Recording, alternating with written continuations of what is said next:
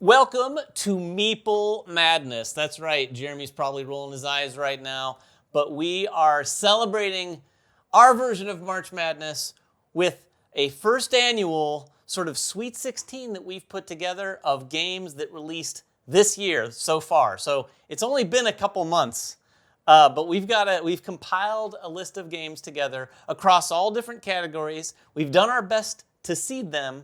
And we're going to do a couple videos on this. So the first video we're going to do is right now we're going to tell you what the opening brackets look like. And this week, Jeremy and I are both going to be at Atom, which is a gathering of all sorts of content creators for board games with a few publishers. And at Atom, we're going to put this set of brackets through the ringer, including all of those content creators where we're going to vote. We're going to weight some of the votes depending on how much experience people have with the games that are being matched up, all sorts of things, to come down to a final winner of this Meeple Madness tournament. Jeremy, what do you think? I don't care. No, just kidding. No. Great commentary. Okay. No, this is going to be very interesting. It's interesting just to look at where we are. Like, everybody does like the kind of like, hey, I'm still anticipating these games. Some of these games are finally getting delivered. I already protest because Primal is not on this list. All these types of things, they all matter. But I'm going to go with this. We spent the last hour. I know. We spent the last hour setting this up. I'm rebelling. Jeremy had all that time to say, what about Primal? And now he brings it up just to embarrass me. Thank you very much, sir. You better keep this in. You better keep that in. All right, anyway. I will keep that in. We are going to try to keep this short, so we're going to tell you the matchups. We're going to give a couple thoughts, not too much, on each matchup. And like I said, we tried to match these up just like the tournament with like some kind of number 1 seeds, number 16 seeds, that sort of thing. But this is a Sweet 16 to celebrate the current status of the NCAA tournament. By the way, go Boilers. My Purdue team still in it, and hopefully they'll go all the way. All right, the first matchup we have in what we'll call the West, if you will, is Wormspan versus MLEM. Okay. I'm not familiar with MLEM, and most people would call it MLEM. Yeah. Because it's supposedly the sound a cat makes. It's just a cat. Jeremy, what can you tell me about MLEM? It's a cat game. No, it's like it's a Rainer Knizia game. It's got cat theme, but I often find his Push your luck. His themes are pasted on. Yeah, you're gonna be rolling these pool of dice and matching them up to kind of place them in spots so you can kind of continuously go up. Kind of a track, and you're also trying to get to these spots where there's like they're like kiddie balls, and then you're like you're trying to get to those spots where they have points. They're planets, but they're places where you put stuff for points, and that's kind of how you do it. It feels, like, it's a family weight game. Yeah, a family weight game. It's family weight, and it's going up against the juggernaut that is Wormspan. Love it or hate it. If you like Wingspan, if you don't like Wingspan, it's no question that Wormspan hit pretty big early this year. Yeah.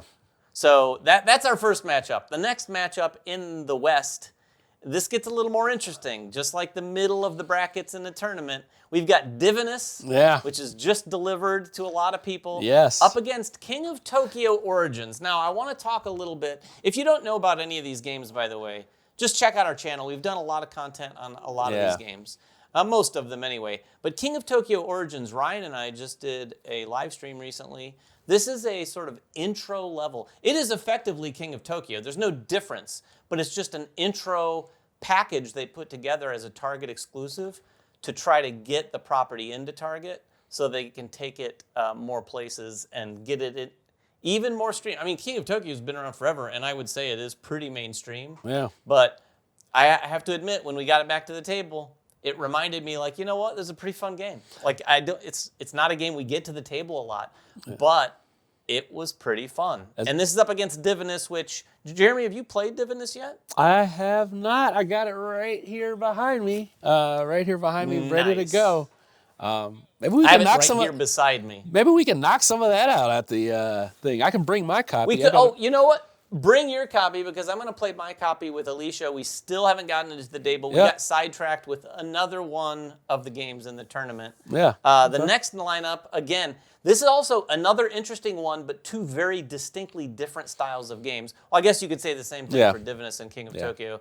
The next lineup, though, is Rats of Wistar. Yeah. This is it's kind of a heavier Euro, even though it has like a very friendly look to it. Yeah. It's a heavier Euro up against Far Away, Yeah. which, if some of you might be out there saying, Far Away, you guys talked about that last year. That is true. Yeah. It was on my top 10 last year. Yeah. However, it just Pandasaurus. released here in the States from Pandasaurus. So we're including some of these ones that have released here in the States in the first 3 months of the year. What do you think about this matchup? I think this matchup's going to be pretty one-sided. And this is the thing. Here's the thing. It just depends on what type of gamer you are. So, yes. if you like a little bit more of the medium weight Euro, I think you're going to lean towards that. Rats with Star. Far Away, you like quick, you like easy with a twist of something going on there. That's Far Away. You all know how I feel about Far Away. We have a review on the channel if you would like to watch it and gather your thoughts. But I think he won't share it now because he wants you to watch that video. But yeah, this is interesting. This is going to be a test of the people who are going to be at Adam, and not to name drop, but a few of the people that are going to be there. We're going to have Alex from Board Game Co. We're going to have Meg. Corvée is going to be there. Board Game Garden. Jenna from Board Game Garden Tantrum House is going to be there. Tantrum House. Yeah. Derek and Lizzie Funkhauser. You are a name dropper. Ourselves. Name dropper. All sorts of people. But my point is, we've got some Omni gamers in there. Yeah. We've got some heavier gamers in there. We've got some lighter gamers in there. So it's going to be interesting to see which way some of these go. Barack Obama's going to be there. Matchup. Barack Obama's going to be Barack there. Obama. Yeah. We're told he might be there. He's going to leave his wife at home. He's going to leave his wife at home. Barack Obama going to be there. Big board gamer. Big board gamer, Barack. The last matchup in the West is also an interesting one. We've got a big behemoth of a game, Sleeping Gods, Distant Skies. Truth be told, I just tried this for the first time this past week, played a few rounds, through the tutorial, a few rounds with my wife, Alicia. I'd never played Sleeping Gods, and it's going up against Shipwrights of the North Sea Redux, which is sort of the completely revised version of Shipwrights, which Garfield Games has gone back to do some of the North Sea games to sort of bring them up to muster alongside Raiders of the North Sea. What do you think, Jeremy? Here, I think I know what you're thinking. I know what you're thinking. I'm not saying DOA. I'm just saying it's tough. It's going to be a tough one. It's going to be a tough one. So, no Cinderella story? No Cinderella story? Sorry, broski. This is what happens. Sorry. This is what happens when Meeple Madness. Meeple Madness. I don't think there's going to be at the buzzer either. I think sometimes a big guy just beats a little guy. That's all there's to it. Oh my! But in its own right, it is one of out of the three from that previous one. Explorers was my least favorite. I did like Shipwrights, so I do want to try this one actually. You haven't tried it? I haven't tried it. So yeah, I like Shipwrights. I'll bring. We have a kind of a prototype / production copy. I'm staring at it right now. I will bring a copy so you can try it for sure. Yeah. I also have Sleeping Gods, but that's not exactly. No, Sleep Gods is great. Let's play Sleeping Gods this week. That's Yeah. You're playing it solo, I assume. We got it all day, baby. You got all day. No, it's okay. All right, Jeremy, are you ready for the other half, the Eastern Conference, if you will? Yeah. Okay, so we have Aqua, and Agonia, or Agemonia, or Agemonia, whatever you want to call it, baby. All right, here we go. I say Agonia. I think Agonia is safe to say. So you've actually played both of these, I'm assuming, Aqua and Agonia. Aqua. Yes, I have. So Aqua it's tile land, right? It's kind of tile play. It is tile laying. This is. If I remember correctly, I think there was some conversation around the spiel for Aqua, and then the op brought it out over here. I think it might have been a recommended title, and I can see why, because it is very much that spiel sort of like very easy to play. It has kind of Cascadia vibes. Okay. This is going to be a kind of game where people say, hey, do you like Cascadia? Is it like Miyabi? Maybe try Aqua. Is it Miyabi? You remember Miyabi? Miyabi from Haba? Yeah. Is it like that? No, it's way easier to play Okay. than Miyabi, I Okay. think. And Miyabi was easy, but Right. this one is pretty straightforward. I will bring it so you can try it Okay. at Adam. But Agonia, you and I've played this when we did some content on it, but I just played through all those same scenarios with the finished product with my wife. Yeah. This is what we shifted away from Sleeping Gods to play this weekend. I'm in. And we had a blast with this one. I got to tell you, this one is seeded high in this tournament for a reason. I think if we stick with this one, and I know I have trouble sticking with campaign games, but my wife and I are committed to sticking with this one. I think this could be pretty high up on my list at the end. David, of this year. Just saying. I'm just I smell an upset coming on. Okay. I smell an upset. Oh, I wow. smell an upset. I smell a big upset coming up here, buddy. Interesting. It will be interesting to see how people vote at Adam. Because like we weekend. said about the other side, Yeah. there's going to be people who go, oh, I love Aqua. It's so easy to play when Agonia is like not a lifestyle game, but it takes some investment, just like a Gloomhaven, Frosthaven type game where you like not only have to commit the time, but you have to learn it, and there's a lot of intricate rules and stuff like that. Yeah. But man, oh man, it was worth it. Let's talk about the next lineup, though. This is Salton Sea and Imperium Horizons. Now, Imperium Horizons, I'm going to let you talk all about that. So, but I'll tell you right now, I don't have much to say about Salton Sea other than what I've heard. Okay, so with Imperium Horizons, it's an asymmetric deck builder where you are basically building your civilization, trying to go through time. You have your own little cards. You actually are almost pretty much playing your own game, but you also are interacting with characters because there's some warring factions and different things like that. But it is a very heavy asymmetric card game. And it's very interesting because the civilizations can be fantasy ones or realistic ones, and they really do play thematically. It is a very heavy game, though, so it's going to be kind of tricky. But I've heard that Salton Sea is not a light game either. Oh, no. Salton Sea is definitely not light. So Ryan played this with a group at a sort of cabin retreat back in February, and they learned it at the table, which I would never do for a heavy game, but they did it, and I heard the teach took about an hour, like the learn/teach. It took them about an hour to get into the game. No, sir, it took no, ma'am. probably between 3 to 4 hours on their first game of it, but everyone at the table really fell in love with it. 2 people ordered it online as they were playing it because they liked it so much. Yeah. The only thing I can tell you about this, first of all, it's from Devere. So Devere pretty much generally knocks it out of the park. You know, you might like some of their games better than others, but a lot of Euro fans generally have enjoyed almost everything that Devere puts out. And this is no... When you put a play time of of 2 hours on your page and just put 2 hours, yeah, buddy. Okay, like yeah, buddy. Hey, what you're getting into. They have 147 ratings right now, but it's at 3.71 as a weight. So it's not. Oh, I love it that you're looking up stats. I know. This feels like we're sports commentators. We're you got Jeremy looking up the stats. Last 10. Hey, David, you ready? Last 10 ratings. 10, 8, 8. I love it. We might look up some ratings. I'll put graphics in at the bottom. We're going to really play up this analogy to March Madness. Yeah. All right, let's talk about the next lineup. Imperium and Salton Sea, I think, is going to be a tight race. Yeah, it's going to be a tight one. I think that's going to come down to how much experience the people who are voting have with both of these games. This next one is no different. It is going to be is going to be a very tight. These are 2 card games battling it out. Veil of Eternity. This is huge. These 2 games. Veil of Eternity and Nar. Yeah.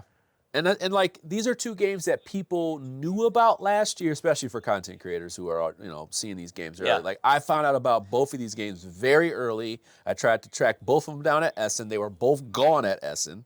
I tried to get the last copy of Nar from the publisher last year at Gen Con. Like he was like, I can't.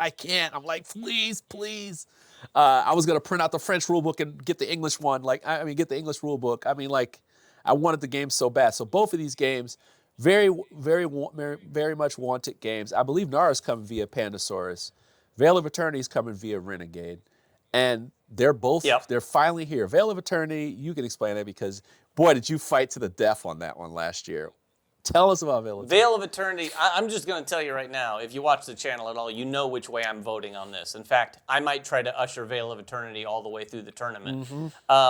Veil of Eternity, great drafting game. Nar, also a great card game in its own right.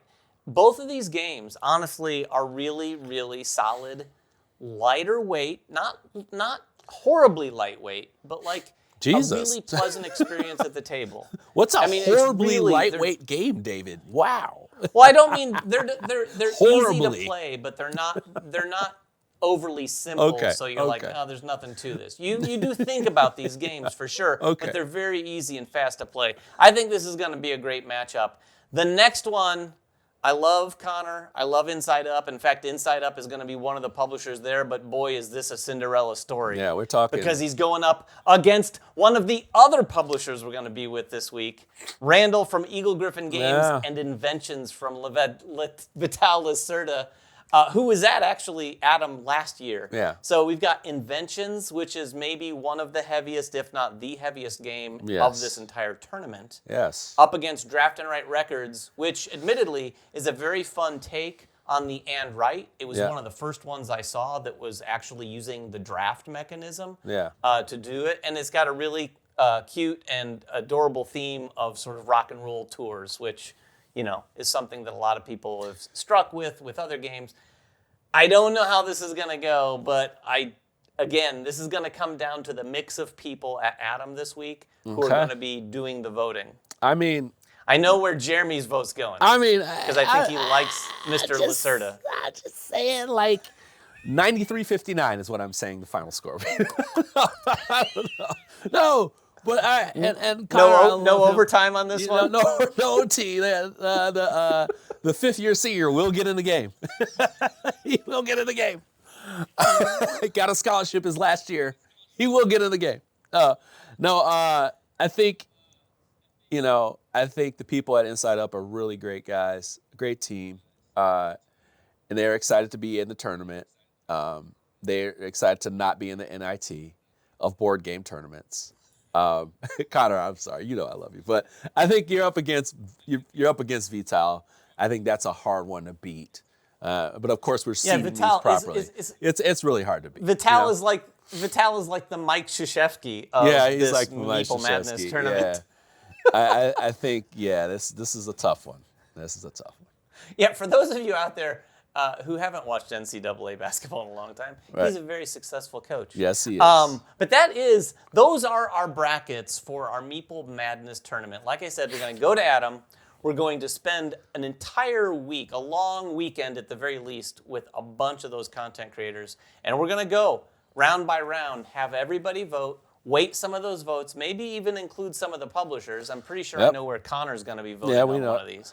And then Jeremy and I will come back at some point in a few weeks after this week, the dust has settled, and we're going to report every step of the way, all the way to let you know who wins the championship of our first annual Meeple Madness. Yes. And if you guys like this, maybe we'll come back and do this every year. I kind of want to do that. Yeah. I think we'll have fun with it.